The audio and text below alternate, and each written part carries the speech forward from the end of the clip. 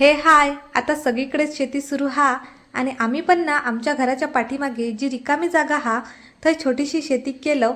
चला तुमका दाखवतंय आम्ही कसले कसले भाजी लावलं. तर माझ्यासोबत होती माझी आई आणि आमचा पिल्लू. सगळ्यात आधी तर आम्ही वाढलेला रान काढून घेतलं. जेवढा मोठा मोठा रान होता, जा हातान सहज येत होता ता तर आम्ही काढलो, पण काय काय रान अजिबातच येत नव्हता.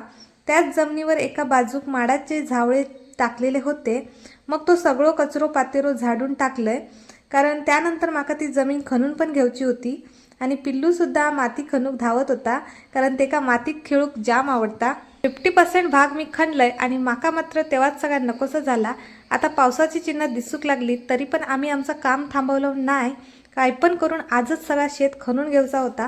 खणल्यावर सगळा रान वेचून टाकलं आणि मग पावसान सुरुवात केला. रात्रभर जाम पाऊस पडलो, त्यामुळे माती थोडी बसली होती, म्हणून मी दुसऱ्या दिवशी खुरप्यान वळी मारून घेतलंय.